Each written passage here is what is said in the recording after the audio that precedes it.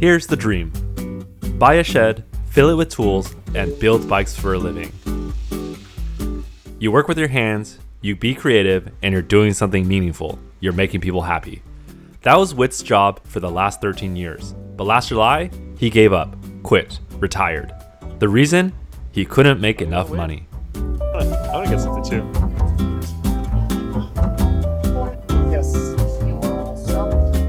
But money ain't the only indicator of success, and the story of Meriwether Cycles should be an inspiration not only to frame builders, but anyone dreaming of doing creative work. This is the exit interview.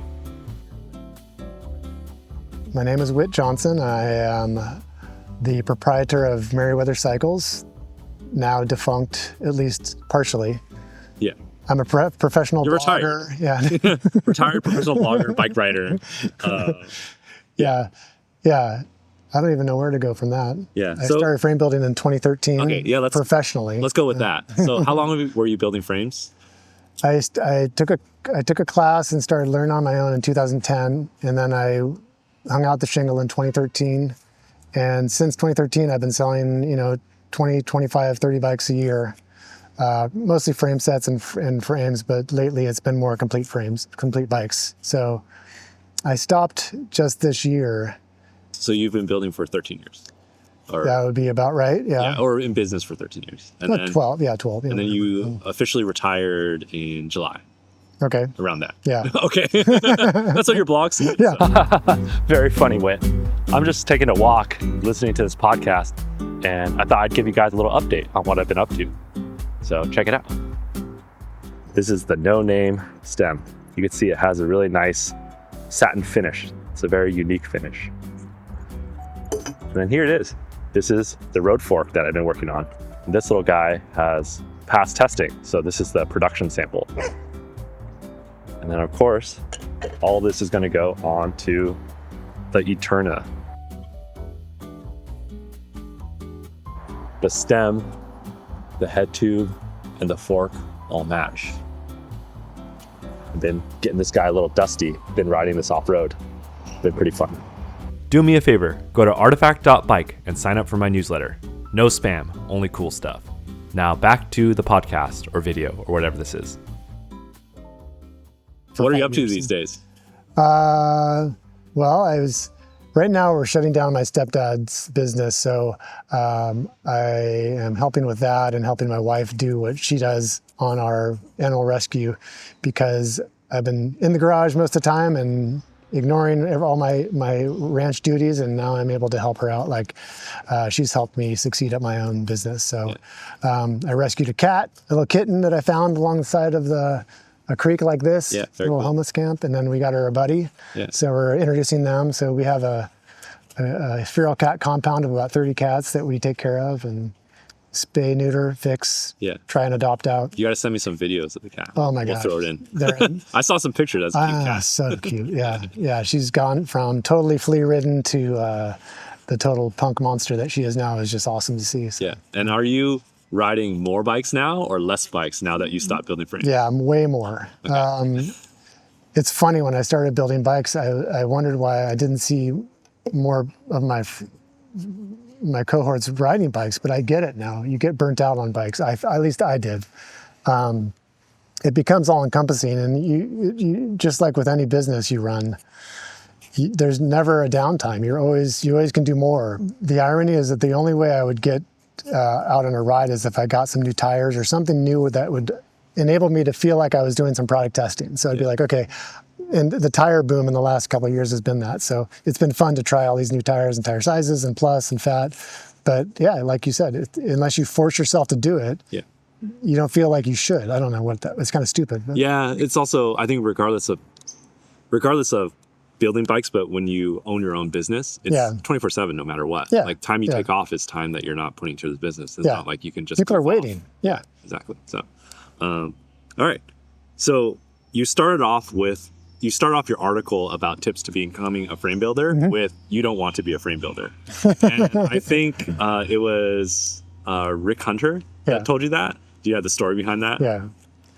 I think I was asking him, and so Rick and I grew up in this area together, and he moved down to Santa Cruz and became a frame builder, like so many down there, and worked just alongside like Bontrager, I think, and just a lot of people down there. It was just a big blossoming area. But anyway, the point is, I asked him a brazing question because I was just trying to learn how to fillet braze parts of my first bike, the dropouts, and I was just trying it on my own. And he said, so are you my competition now or something? And I said, yeah, I want to be a frame builder. He's like, dude, you don't want to be a frame builder. And it's the same, that was back in 2010. And when he saw that I had quit, he basically had said, I should have done that years ago, but I'm just too stubborn to let it go. And I see why, because you put so much effort into it, and it becomes your life, your skill, your main, it's all I know how to do anymore. Yeah. And you don't want to give it up. It's also a huge body of work too. Like 10 years into anything, right? It's a lot of work. So, and it's so rewarding. I mean, it's just, you make people happy basically as your job. Yeah. And you make some functional artwork. That's a good transition. So let's focus on the good for now. Yeah. Right? So what were the best parts about being a professional frame builder? I mean, the best things are, it is by far the most challenging thing I've ever tried to learn. And so just being able to get on a thing that you built and ride it and not think it's going to fall apart on that first trail segment, that's, steep, rocky trail segment. Mm-hmm. That, to me, that was my first kind of realization, like, wow, this is the coolest thing ever, that I can actually do this, first of all. Secondly, I think it's the community. I mean, I've always been involved in bikes, and I've made, for the first 25 frames, I made my friends' bikes and they love that. So I make my friends happy. And then I made more friends because you develop this relationship with your customers. Because you at least for me, I had up to 200 to 300 emails sometimes back and forth, or phone calls that are hours long. So you become friends with these people that are entrusting you for their new bike. And I think that kind of, the community and the creation of something that's functional that people will keep for decades, hopefully, to come. That's the coolest part. Yeah, it's creating something tangible, physical, and the friends you met along the way. Yeah, like us. That's right. Yeah, that's right. It's amazing, the small world of the bike world. But then let's talk about the reality, right? Because obviously, if that could work out, you'd still be doing it, right? And so there's obviously challenges. So can you describe your day-to-day, what it is actually like to be a frame builder? I mean, it's not too dissimilar from others, I think, is where the morning is usually spent on email and doing administrative work. So I have this weird habit of over-editing what I say in emails and my blogs. So for some reason, I don't speak as clearly as my brain wants to. So I have trouble, not mumbling and all this kind of stuff. But when I write, it's the same way. So I sit there and I'll do an email and I'll edit it. So anyway, it takes me hours sometimes to do a single email. And if you have 20 customers, it takes a long time for me to get through these emails, because you want to make sure that everything's clearly done. You're not over-promising. You have the same kind of, format for everybody. So emails in the morning, administrative work, bills, you have to make, you have to make sure you have all this insurance work done. There's a lot of just random stuff, ordering parts, making sure the parts are in stock, which they usually lately have not been. Yeah. If I got 2 hours in the shop a day, that would be great. Sometimes you can do more. Like when you're welding titanium, I'll need a full day to do a frame, and that's just how I work. And by the end of the day, you're so high on argon that you're just wasted tired. But that is, for steel, it's a lot less than that. It depends on the frame. Like for a Ponderosa, it would be, 8-hour day. But there's a lot of things in there that are reliant on other things, like the 3D printed parts and the dropouts were ordered. So you could change his sub-assemblies and then do the front triangles separately. So there's you don't do a single bike in a day, you do sub-assemblies and then make it up, when you get the rest of it. There's the fabricator aspect, which is, would you say that's probably the least amount of time? Yes. Right. Yeah. And then you have the design component. Yeah. Or engineering. Yeah, right? totally. You have the supply chain management, ordering parts, making sure stuff's in stock, dealing with suppliers. Yeah. You have warehouse and shipping. you have to build up the bikes, package them, ship You them, need bike boxes. Where are you getting those print the bike label, boxes? Yeah. the shipping supplies. Yeah. You have business administration, right? And then Quarterly you taxes. have customer service, right? And Yeah. and I would say, and this is not to say anything about the customers, because I think that's why we do it, is we want to create bikes for people. Yeah. But I would say that is probably the hardest component, Yeah. right? It's at least the most time consuming. Yeah. And what we've found is that actually becomes the bottleneck, because if you take on more orders, then you have more customers that are waiting, and they're going to ask questions, or they're going to be curious about updates, and it actually creates a snowball effect. Yep. Whereas like you may have a 6-month queue, but then if you have 10 customers or whatever number of customers waiting, those 10 people are emailing you all at one time, and you have to get to them in a timely manner. Yeah. So that's the component that actually I think prevents an individual frame builder from scaling, is customer service. I think there are ways to get around that. Like there are, I won't bring up other, companies' names, but I know of businesses that have had the spouse or an intern do kind of that front end, where they respond to the emails, they do the ordering of parts, they do the kind of administrative work, and then the builder does mostly shop stuff. Yeah. So, and if you do that if you have a pair of people doing it, you can split tasks up, and that'll help a lot. Yeah, I think in a lot of ways, Nick and I, yeah, that's true. We split the task, and that's what's enabled us to build the custom frames. Yeah. But at the same time, we're also expanding to other ways to actually make money. So it's tough. It's also like, you can hire more employees to solve these problems, but then you become a manager. You're no longer a frame builder, right? And you don't go into it wanting to become a business, right? You go into it wanting to build awesome bikes, and the business has to be secondary. A very important part of it. And I think that's a challenge that a lot of people doing creative work have to face. Yeah, I mean, not many people that are doing, that go into art degrees figure out, it's not that this is art necessarily, but it's that you go into an art degree wanting to do art. You don't go into a business degree with an art as like your business. So it's not, you really do need to figure out.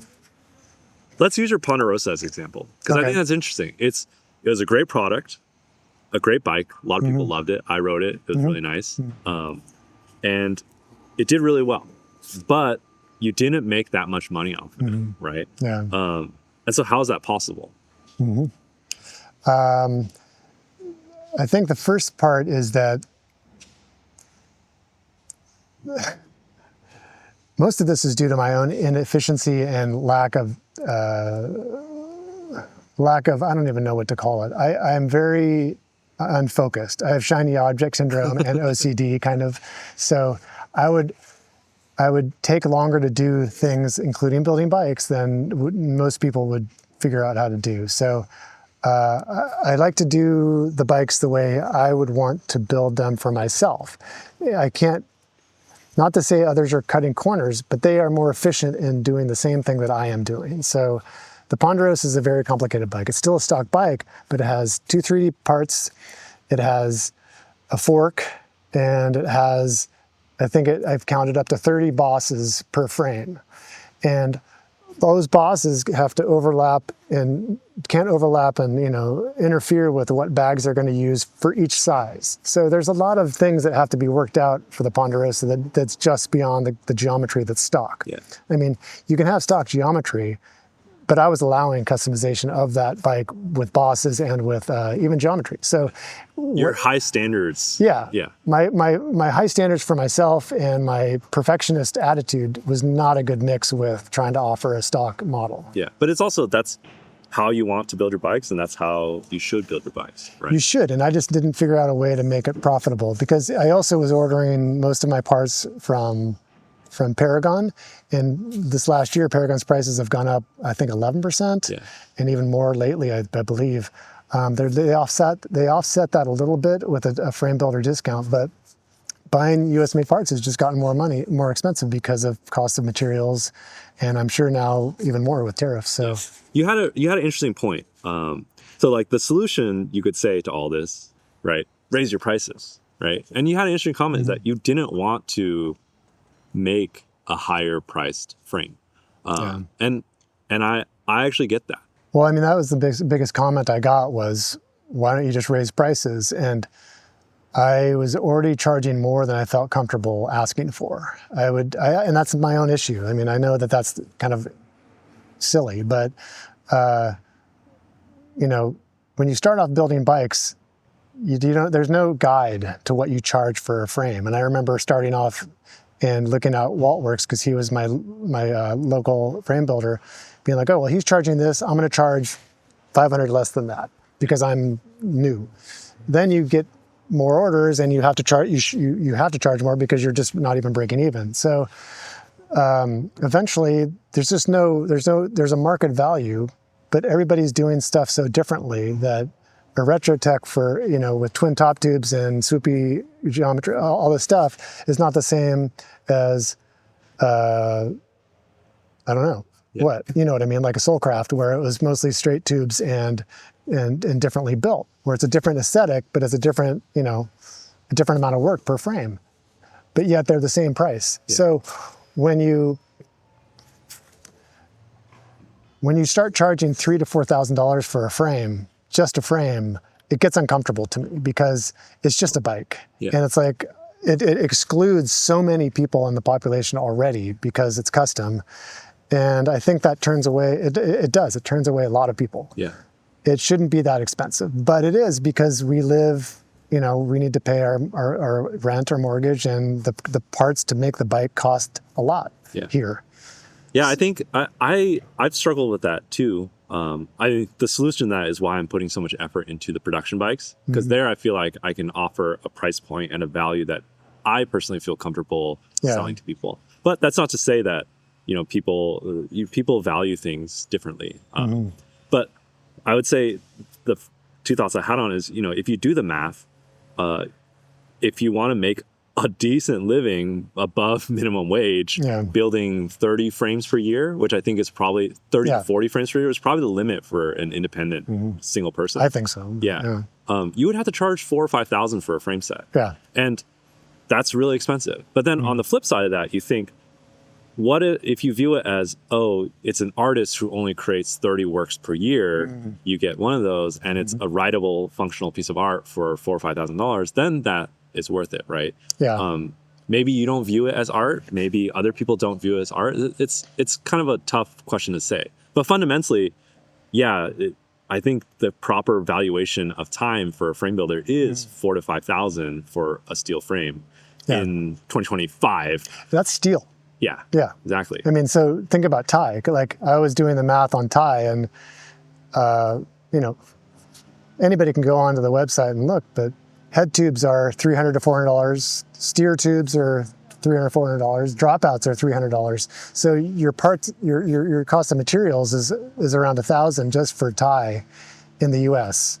You could just raise prices, but then is a question of, is it worth it at that point? Yeah. And also, do you feel like it's something you want to do? Right. Well, I remember so Adam Sklar and I started off about the same time in Boulder making frames, and he really got popular fast with his, not just the aesthetic of his frame, but how he portrayed it and represented it. He took very good pictures, and he was able to leverage that and get lots of orders real quick. So he became busy quick, and I did not. So he said it to me back then. He's like, well, you just got to charge more. I'm like, all right. So I did, and I tried to charge like $200 more, but I got less orders. So it's that perception of the is it the same thing? He's like, well, the more I charge, the more orders I get. Whereas that wasn't the case with me, because I didn't have that kind of that I don't know what it was, savvy that he had to make the frame. I don't even know. Yeah. Well, Adam is really good at branding and marketing. I think he's very talented in that regard. And so in a way, you can charge that if you're good at that. Yeah. But that also takes time too, right? Like, a lot of I know what it takes to photograph a bike, even in this podcast or this video podcast is marketing. It's a lot of money. Yeah. It's a lot of time here, and it's not easy, but it's a trade-off. And you just want to build frames. You don't necessarily want to make YouTube videos or make Instagram posts, or so it's a tough balance. Yeah, you don't get into it for being an Instagram influencer. Some people do.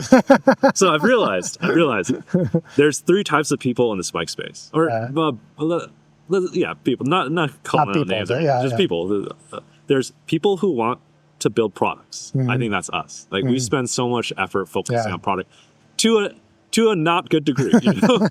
There's people who want to build businesses. Like they're an example is the one that went out of business and came back into business, Forge and Bond.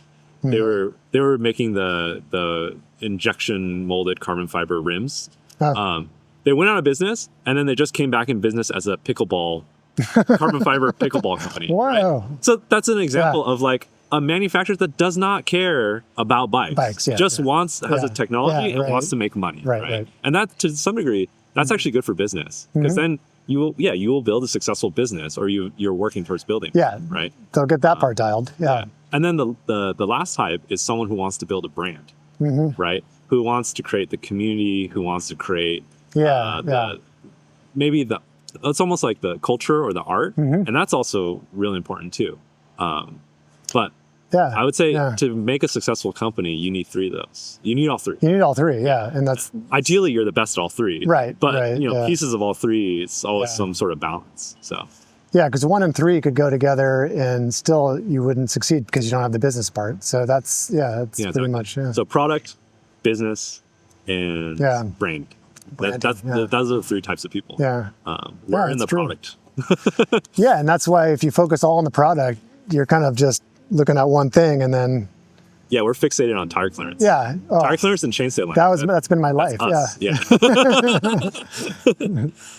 We talked a lot about money, but there's one important thing that I want to make is money is not the only indicator of success. And I think that's I'm sure you feel a little bit beat up by the whole process, right? Like I could tell you're hard on yourself, both for your fabrication, but also for your business. But I feel like a business that could last for 13 years without significant debt at the end of it is a successful business, right? Or a successful endeavor, maybe not financially. And I think there's more important things in life than just having monetary success. And I think as a hobbyist, I've been very successful. I think it's very rewarding to know that I've been able to go from not knowing anything about how to put a bike frame together to selling titanium frames for $4,000 and getting them on, getting them in reviews or whatever, and getting them people happy. You had a lot of impact on customers, and you had an impact on the culture, and you had inspiration to others. Like me, like other frame builders, they look up to you. That's nice to hear. I don't know. I mean, I know maybe you're leading them down the wrong path. Don't listen to me. Don't do what I did. But I think success is not shouldn't be measured in money. But you need money to survive. That's the reality of the world. And I think it's the business part is, I think we sometimes as builders or people that are involved in doing creative stuff look negatively upon that. Like, I mean, I can just see my dad looking down and being like, well, you should have paid more attention to me as you were growing up. And I should have, because that was my biggest fault, was not knowing how to deal with properly with the money part of everything. I think it's all a balance, right? It is. If you focused all on money, you'd be making pickleball paddles now. And I don't know. Like True Temper went just doing the golf shafts and from getting rid of bike tubing. So now let's move on to your article about advice to aspiring frame builders. So the first one is about design. You said learn bike CAD and 3D CAD software. Fitting big tires, short chainstays, big chain rings. So there's a lot of things you can't do on a paper representation of the bike on a 2D map, on a 2D drawing. So a lot of time that I was using was doing that modeling in real time. So I would go into the workshop and draw the rear triangle and try and figure out how I was going to fit that. Can I use these dead tri stays and dimple them?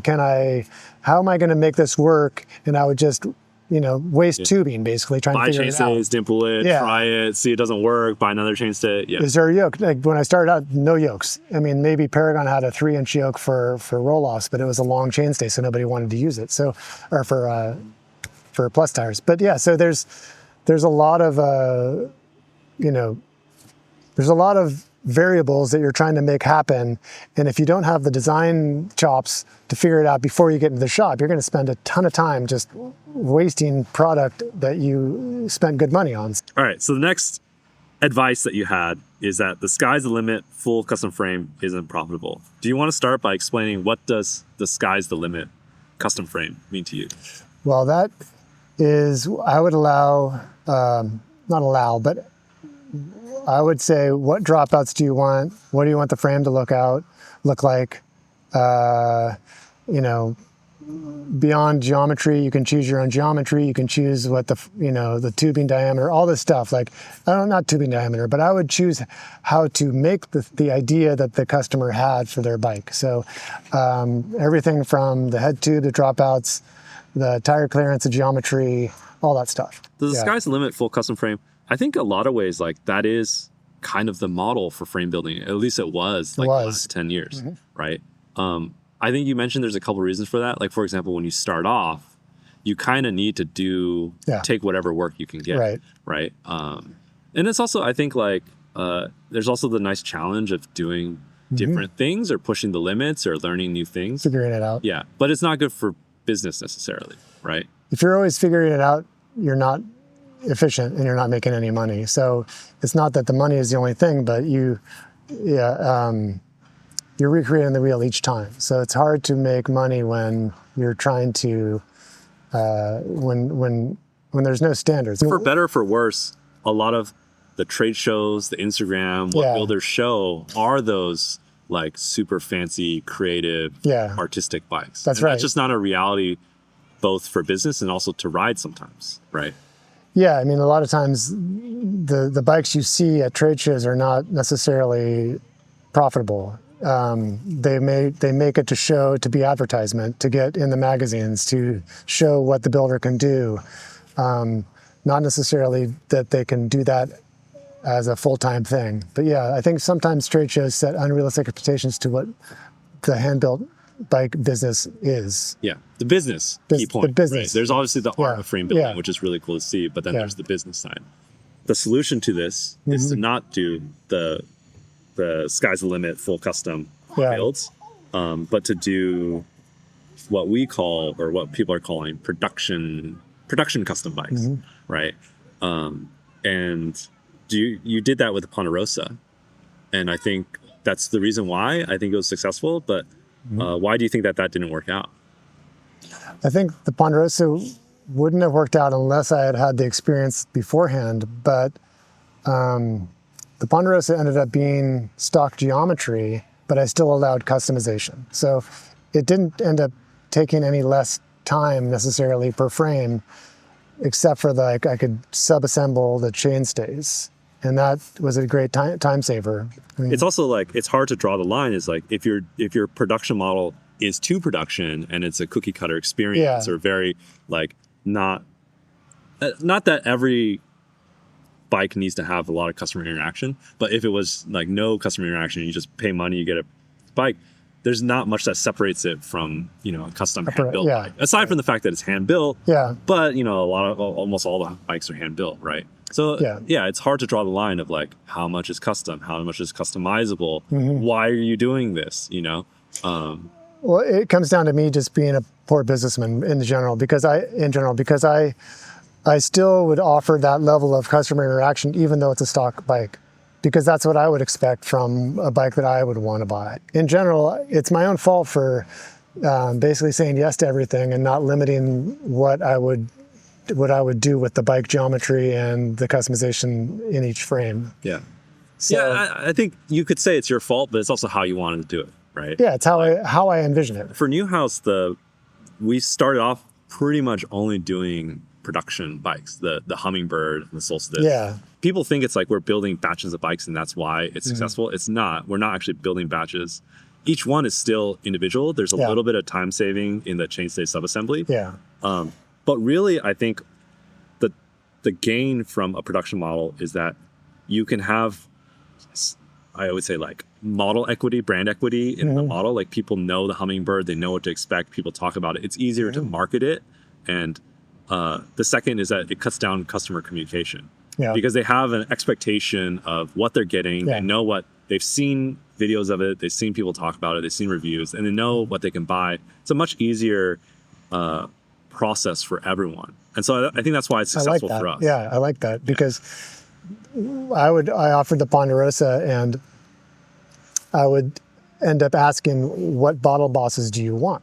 And I would say, because I would say, I can fit another one here. Do you want that? Whereas with yours, you're saying there's 2 bottles. Yeah, we designed all the bottles in. We don't have rack mounts either. Yeah. So it's like, that's what you get. You see what you get. Like they would see what they get on my website, but then I'd offer more than that. And that is where it starts to get complicated and more time consuming. I think we also had the benefit of starting from scratch, whereas starting that way too. Exactly. Right. Yeah. Because for you, it's hard to know when you cross the line of like, I need to do production, and also the expectation that your customers have had of what you've been doing. No, that's it. I set the expectation way long ago that I would do crazy stuff or like fit the biggest tire in the short for yourself stays. too, not even just for your customer, but for you, that's what you enjoy doing and what you wanted to do. You definitely put a lot more effort into the custom bikes that I see other people do. Sure. Like everything you do is your fabrications, and this is not just me, a lot of other builders I talk to think the same way.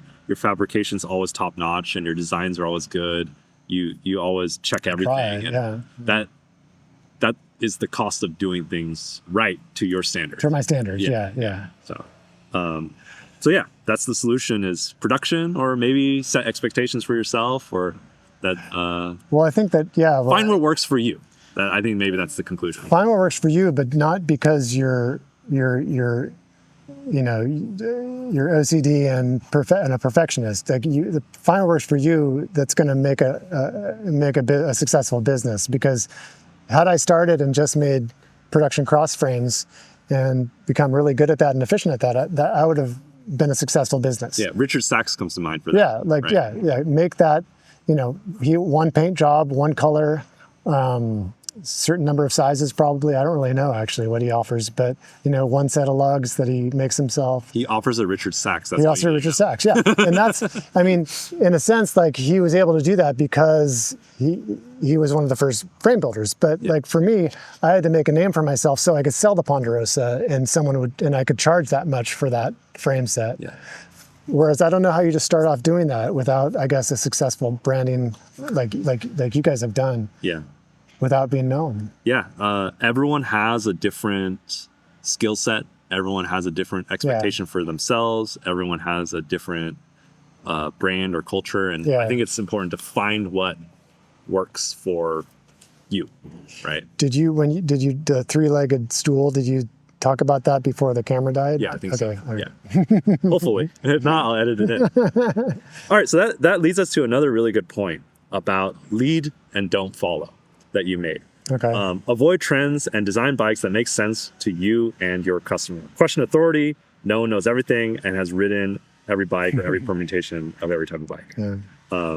And I think this applies to business models as well. Like we could talk about geometry and bike design. That's a separate topic, but it applies to business model because sometimes when you look at a frame builder doing something, you don't know if how much they're making, how much they're actually charging, how much they need to make. And that's not like, it's not questionable. Even if you look at mainstream businesses, and I wrote this down, YT, at the height of the bike boom, they were $17 million in debt. See, were you ever $17 million in debt? So you're successful, right? Rafa, they have 8 years of investment money, and the last year they lost $3 million. A brand that you see is so much Rafa everywhere, right? Yeah. Branding everything in your face, lost $3 million. Right. Wow. And it's just an example. Revel, it's a 6-year-old brand, right? Yeah. $8 million in debt when they filed for bankruptcy. How is that possible? Yeah. Exactly. So even in legit bike brands, bike companies, their financials don't make any sense, right? And so like the fact that you actually made money is successful, right? Yeah. obviously we can always make more and there's details, but I think that goes back to, lead, don't follow. Yeah. Right. Find what works best for you. For you. Yeah. Yeah. And maybe that means you're building frames for fun. Yeah. Maybe that means you're building frames and charging a lot of money. Right. Yeah. There was a really good quote from Max Commensal, the Commensal. Oh yeah. Yeah. Mm-hmm. It was, don't just follow others like sheep. Believe in yourself and your instincts. Yeah. So. Right. We all get into this for some reason. And whether, you can make another double triangle frame and not have any input because you want to be a bike builder. But what do you bring to it? I mean, what is your idea that's different than the hundreds of other builders out there? And I think you have something. Everybody has something. I mean, we've all been riding bikes since we were a kid. We all have some sort of preference. Yeah. And I think that preference in what we would build ourselves is, marketable, frankly, to others that have that same preference, and you don't know them yet. Yeah. But like the Ponderosa, there is a interest in that type of bike because not just because I made it, but because other people have been looking for something like that where they can run big tires and, and have a lot of bosses and tour on it or race on it or whatever. So that whatever your favorite bike is, whatever you would build yourself, maybe that's something that other people would like. And, whatever you have passion on is going to be more, marketable than if you're just trying to sell a generic bike that is not necessarily any different than anybody else's. So I think the conclusion is believe in, it's okay to be different.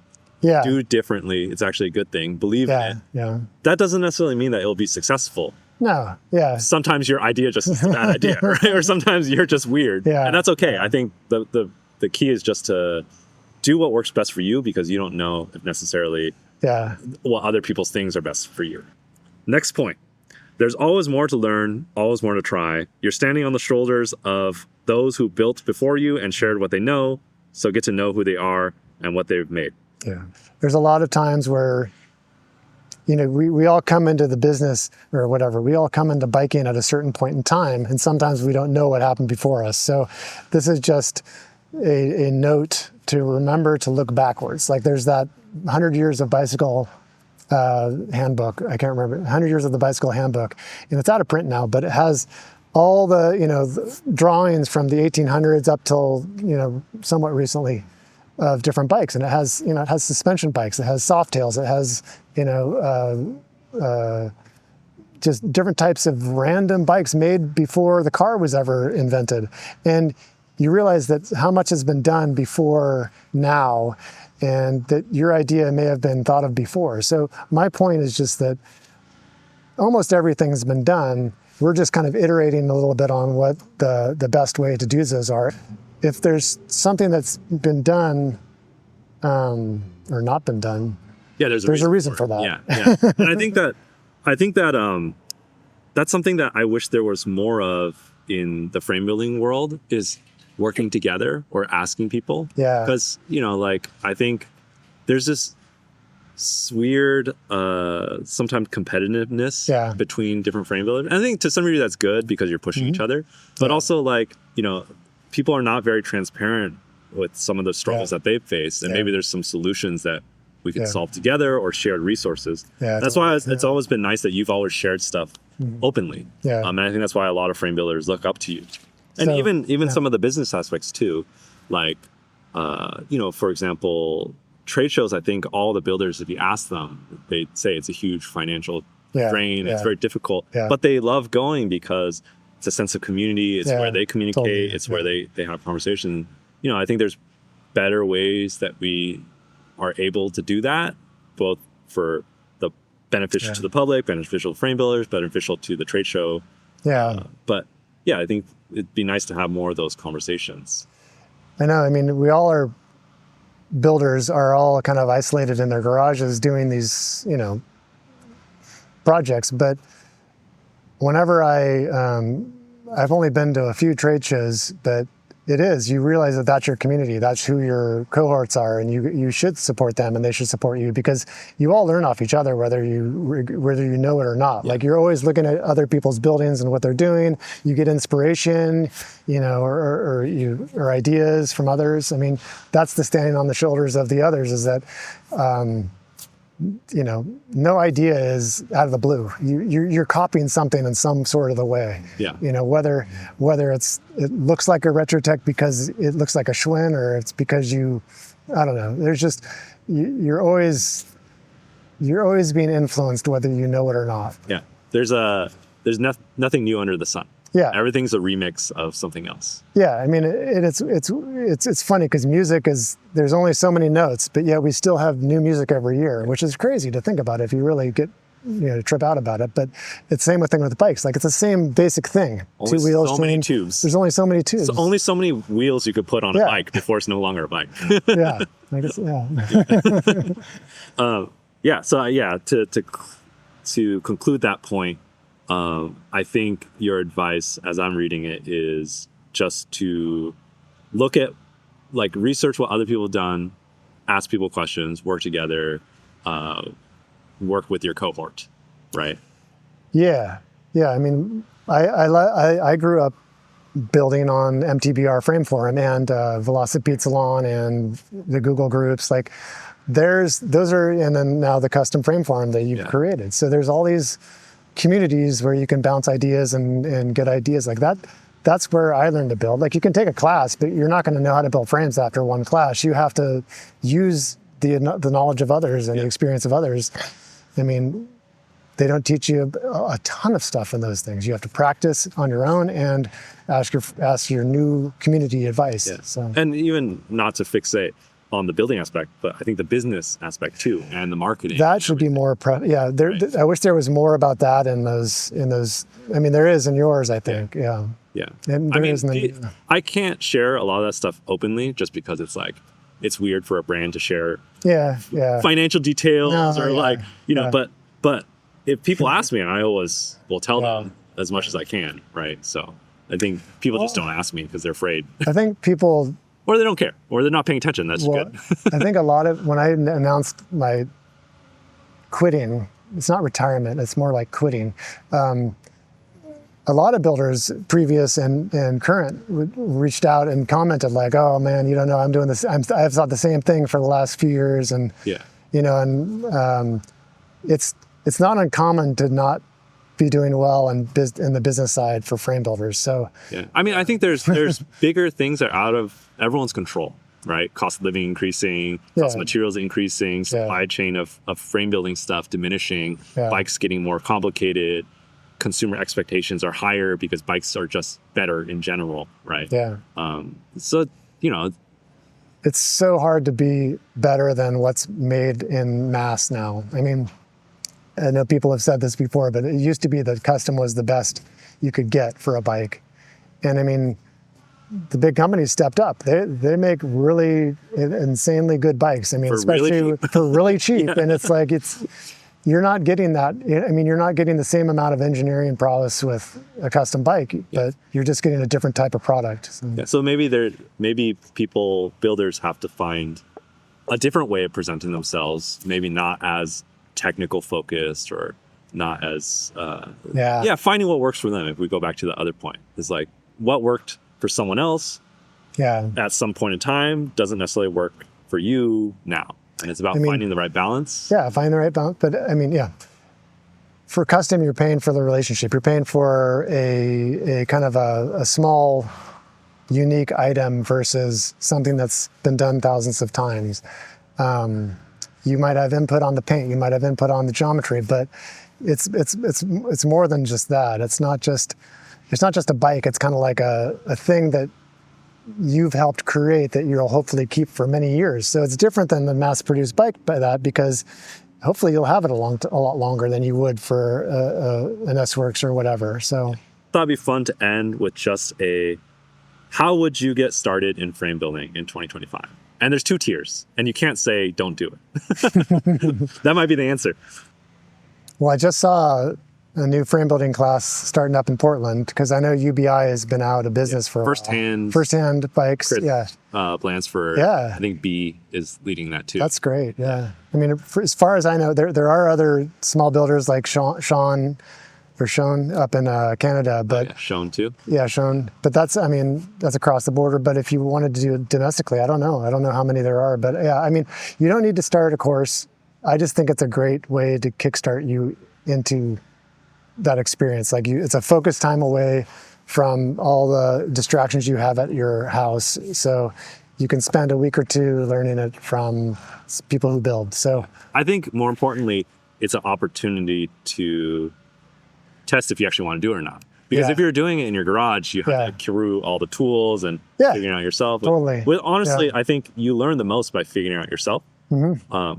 But a class is an environment that helps you get started in it. Yeah. Oh, I think it's so useful. Yeah. I mean, I took a class. It was one-on-one, but the class can only teach you so much, but it does teach you whether you would like to keep doing it or not, I think. Yeah.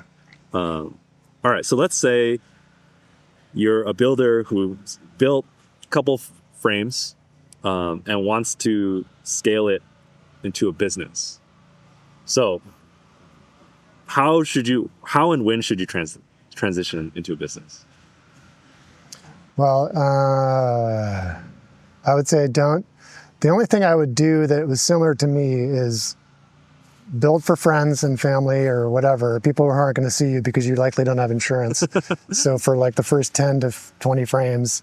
And this is a hard one because you have to make your money back. So you still do need to charge them for parts, or at least, I don't know what you want to charge for, but hopefully you still have a job that you can live off of in this time period where you're a hobbyist making frames for friends. But you got to have that practice. I think the biggest conclusion from your experience and from my experience is to make a plan, right? Yeah. Very easily, I think you can do full-time, I would say, production full-time, one person, like production model with new house. I think you could do 70, 80 frames per year if it was like the CAD was already done, the models were locked in, and there's minimal customer communication because it's a very fixed production model. A lot of different sizes, so each one is still pretty close. Yeah. That's the limit for that. And then you could work backwards how much you would need to charge and how much you would need to make. For a more boutique, customized experience, how many frames do you think you can make without going crazy per year? Per year. I mean, me, it was 20 to 25. I don't know how many others do, but I think mostly it was, I don't know how, it's hard to know. I think if you're putting the care and attention to each customer interaction and their design and their construction, I feel like 40 is the limit. Yeah, I mean, if you do roughly one a week, if you can do one a week, that's good. That's just frames though. It's not complete bikes. So 40 would be high. I know people do that, but that's with the level of communication that I was doing and with the complexity of each build. I don't know if I could do the 40 ever, but yeah. But from there, I think you can do the math and figure out how much you charge, how much you make. I think once you do the math, I mean, that it's really important to do this. Like, it's not hard either. You can figure out real quick how much you need and how much you could get. Yeah, I just talked to ChatGPT. He tells me all the business advice now.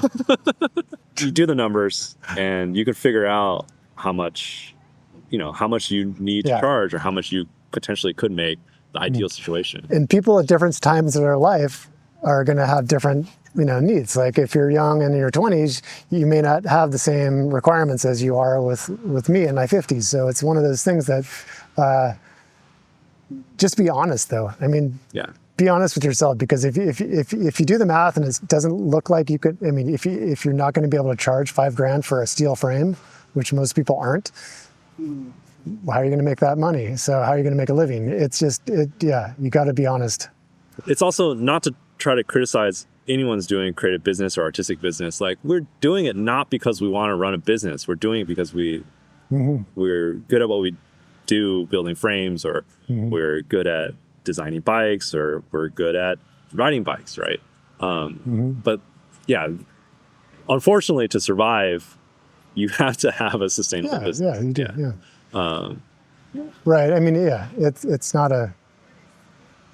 It's a great hobby, and I think that's one of those things that it's treat it like that until you think you're ready to go hang out the shingle or whatever they say.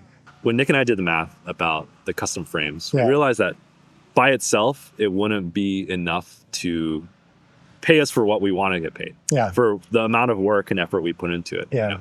Well, you could if you kept on building a lot of frames nonstop, or you hired people and you started to basically build a factory. But that's not necessarily what we wanted to do. Like, be tied to one thing for the rest of the year. Yeah. Like your lead time grows. It almost feels like a burden that your customer list is, you're sitting on their money, their expectation. You want to get the bike to them as quick as possible, but then you just end up doing that for the next 8 months. It's like terrifying to think about, right? And so that's why I spend pretty much almost all my time now designing and developing these production models. By production models, I mean made in Taiwan production models. Just because I think that that's the only way that will actually allow us to continue building bikes, because we have the production models that are more accessible to people, that have the ability to scale. Yeah. And then from there, we can also continue building bikes and prototyping and building high-end custom So bikes. that's the model you guys have developed, is that you're still going to build kind of the prototypes, and you're going to do custom inside in the shop? Yeah, we still are. You still are? Yeah, and I still enjoy building, and I would like to learn to weld and filigree at some point too. But like, going back to, it's not necessarily what I want; it's what I need to do. Yeah, Like, no we doubt. need to make money. So, But the production model lets you have that steady source of income while you kind of tweak and figure out what your next model is. It's scalable. Yeah, it's scalable. Right. Yeah. Our method may not work for everyone either, right? Because going back to, don't follow. Well, I should say also, I don't know if our method is going to work long term either. Right, yeah, right, Like, just right. like Revel bikes, 8 million in debt. But you don't have any debt. 3 years now, yeah, well, yeah, but 3 years from now, we're going to have an investor. Yeah. We're going to be 8 million in debt. Don't get big too fast, I guess. Yeah. All right, let's wrap this up. All right. So, what's the takeaway with Meriwether? Was it worth it? Oh, hell yeah. But it probably would have, I don't know. I think I probably should have kept it as a hobby and kept my real job, but I'm really glad I did it, for sure. It was an idea that I thought would work, and it did. I mean, to a certain extent. Yeah. And I didn't know if I could make it. I didn't know if I could make steel frames. So when I was able to start selling tie frames for a lot of money, it was really rewarding. I mean, I think I've always looked up to the builders that I became one of, which is just a kind of a trip. Yeah. You know, I mean, I look up to Rick and Curtis and Cam and DeSalvo and all these guys that I was just like, oh, they're the masters. They're just amazing. And I realized they're just normal guys that did, you know, I did the same thing they did, just put their effort into it, and eventually you'll figure it out. We just all love bikes and figure out a way to make it work. And it's just so much fun to be able to make a bike with an idea in your head that, you know, maybe hasn't been done exactly that way before. You have the opportunity to create something unique, and there's not many things you can do that with anymore. So I thought it's just so much fun to do that. Yeah, I agree. Yeah. I think you did it. That's the most important thing, right? You did something that very few people dreamed of doing. Yeah. You did it for 13 years. Yeah. You know, when you take that leap of faith, you never know if it will work out or how it'll pan out, and you stuck to it. And I think that deserves a lot of kudos. Bicycle frame building is very frustrating, and it entails a lot of patience. And as I started off, I did not have a lot of patience, and OCD people tend not to have a lot of patience. And it's kind of a meditative at the end, where it teaches you lessons that you may not have learned beforehand. So frame building is one of those hobbies that I highly recommend just to do as a hobby. And if it clicks with you, go for it. But man, it's meditative and it's frustrating and it's all of that if you love bikes. So. Last question. What's next for Meriwether or Whit? I've given myself some time to kind of digest the next steps, but luckily I have support not to get involved in anything right away. So I'm just kind of building more bikes. I have a few more bikes to build in my queue. I'm building a 32er right now. Yeah, for fun. Yeah. And trying to develop all those little projects that I had in my mind that never spent the time on. So like little racks, little doodads here and there. And so I don't know. I mean, I might come up with $1 million idea someday. I don't think so, but I'm just I like getting into the shop and just playing with the lathe and mill and seeing what I can make. Yeah. But as far as a job, I don't know yet. I might farm myself out and see if anybody wants a contract welder for tire or steel, or I don't know. Let's not open that door. No, I love welding and I love frame building. I'm never going to get out of it. I'm keeping my lathe and mills, but I don't think I'll ever sell again. So. Yeah. So you're going to continue building. You're going to keep all your tools, but for fun. It's my hobby. It's something I'll always do. It's my hobby. Good chat. Good chat. I hate ending. I don't ever know what to say at the end. People won't even watch till the end. So. Good chat. Let's go for a ride sometime. All right. Yeah, good. Right on. Thanks.